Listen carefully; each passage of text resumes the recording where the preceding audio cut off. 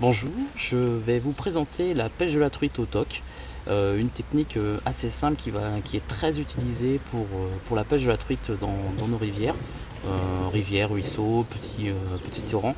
Donc le principe de la pêche au toc, c'est de laisser glisser un appât naturel sur le fond en l'accompagnant avec votre canne dans les courants. Donc ça, c'est une pêche qui est assez abordable et qui est très utilisée par les personnes qui veulent s'initier à la pêche de la truite.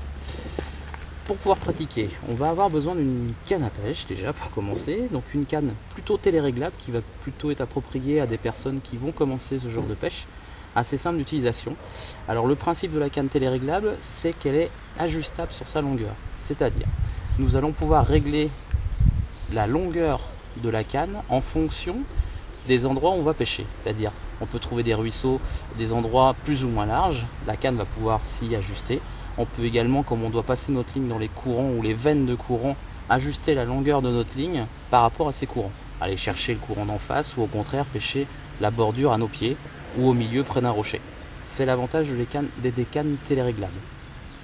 Les cannes téléréglables sont d'une certaine longueur. Donc déjà, généralement, quand vous les choisissez, il y a deux longueurs de noter dessus ou sur les balisages. La première correspond à la longueur minimale, donc 2,50 m, 2,40 m souvent. Et la deuxième, la longueur maximum de votre canne. Ici, c'est une 5 mètres, donc je pourrais pêcher entre 2,40 m au niveau de ma canne et 5 mètres de long. Donc, on va la monter, on va voir. Elle est donc télescopique sur les premiers brins, puisque cette canne a un minimum de longueur. Donc pour arriver à cette taille minimum, on a une partie télescopique. Et une fois que c'est établi, donc là je suis sur le minimum de ma canne, ensuite nous aurons les brins en téléréglable que je peux arrêter où je veux pour déterminer ma longueur de pêche. Donc là je vais toute la déployer. Hop.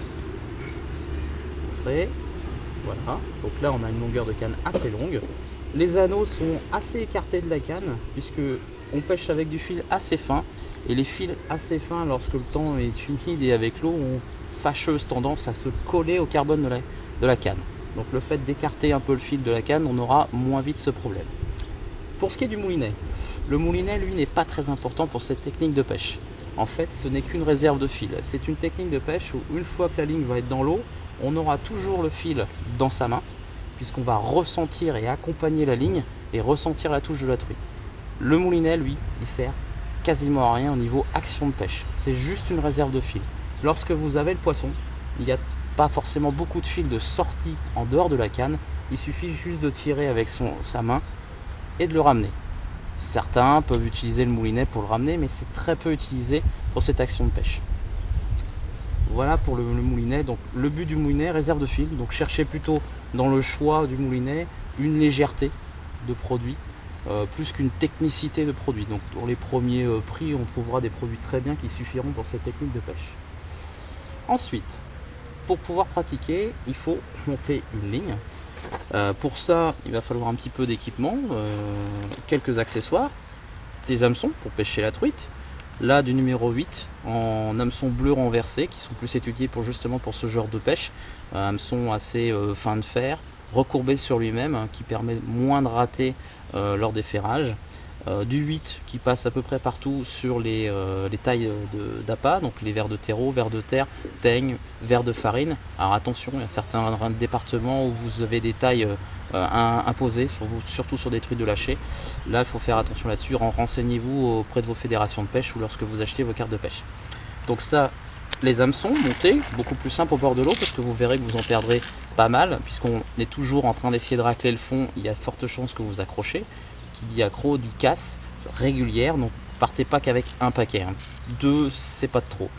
Ensuite, il faut des plombs logiquement assez doux, donc mous, puisqu'on va essayer de les pincer directement à la main.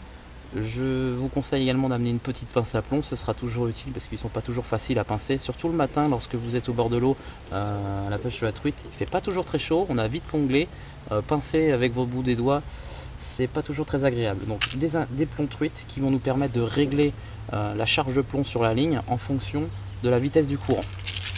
Une boîte de plomb et ensuite un indicateur visuel. Là il y a plein de possibilités, hein. Bon là moi je vais utiliser une petite perle. Il y a les rigolettos, les fameux rigolettos. Ça peut être une perle avec une sorte de petite brindille, une petite cure-dent passée à l'intérieur. Ça peut être, vous voyez, ça c'est des perles flottantes qui servent au surcasting, pareil. Il y a plein de possibilités. Donc c'est juste un repère visuel pour bien suivre votre dérive dans les courants. Donc toujours utile. Et c'est tout. On n'a pas besoin d'autres accessoires. Alors la pince, comme je vous disais tout à l'heure, une paire de ciseaux pour couper les nœuds, c'est toujours pratique. Donc on va faire le montage.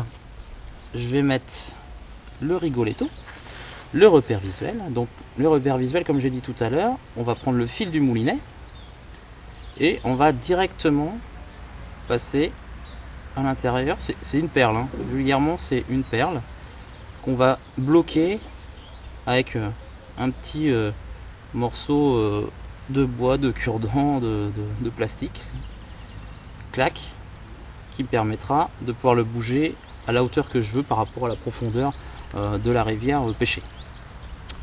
C'est tout. J'ai pas grand chose à faire, juste ça. Ensuite, on va faire une boucle pour pouvoir préparer le raccord du bas de ligne. Donc une boucle, la boucle, hein, je forme une boucle, je tourne autour de mon doigt, je repasse dans la boucle que je viens de former avec mon doigt. Clac, et j'ai plus qu'à tirer.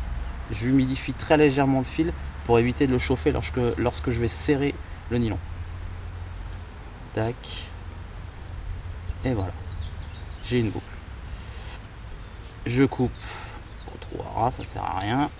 Clac. Impeccable. Celle-là, elle est prête. Il suffit plus que de raccorder le bas de ligne. Alors, les hameçons, eh ben, j'en prends un, hein, ils sont tout prêts, c'est l'avantage. Hop. On déroule. Il est prêt. J'ai déjà une boucle, c'est toujours ça de gagner. Au bord de l'eau, le matin, ce sera ça de moins à faire. Hop. Tac. Je passe donc ma boucle à l'intérieur de l'autre boucle. Donc ça, c'est bien coulissant. Une fois que c'est fait, j'ai plus qu'à passer l'hameçon dans la boucle du bas de ligne. Je laisse glisser. Tout simplement. Et ça va se mettre boucle dans boucle. Voilà mon nœud. Rien d'autre. J'ai pas plus de choses à faire. Ma ligne est quasiment finie. Il suffit plus que de rajouter des plombs en fonction du courant. Donc là, on va dire qu'on est sur une zone pas très courante. Hop, on va sortir quelques plombs. Donc mon premier plomb qui lui va être comme la pêche au cou, mon plomb de touche si on peut dire. On va le mettre à 20 cm à peu près, 20-25 cm au-dessus, tac, de l'hameçon.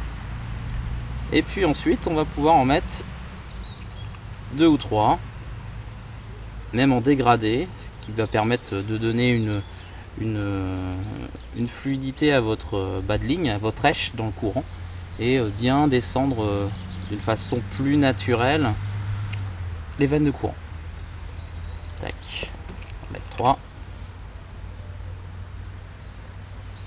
Voilà, donc la pince à plomb, hein, c'est pas du luxe. Ça permet de gagner un peu de temps et faire ça plus propre. Voilà, donc ma ligne, elle est finie. Donc là on imagine, là j'ai mis 70 cm pour pêcher dans des cours d'eau avec des courants assez rapides, avec 40 cm, 30 cm de fond. Ça me permet, vu l'inclinaison de ma ligne dans le courant, puisqu'elle va avancer grosso modo comme elle est là, hein, donc le ver de terre va avancer plus vite, et ainsi de suite. Des fois ce sera l'inverse, s'il accroche un peu sur le fond. Donc là on a une ligne vraiment type pour la pêche au toc.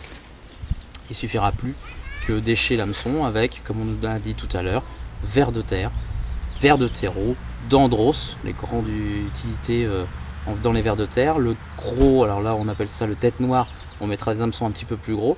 On aura bien sûr, donc les vers de terre seront plutôt à choisir justement quand les eaux sont un peu chargées. Après des pluies assez fortes, l'eau va teinter. On va plutôt axer notre pêche sur des vers de terre. Et quand l'eau est plus claire, on pourra plus vite utiliser des teignes, des vers de farine, des thébeaux aussi, il ne faut pas les oublier, qui ont une couleur orangée qui plaisent souvent. Donc tout ça sont assez utilisés.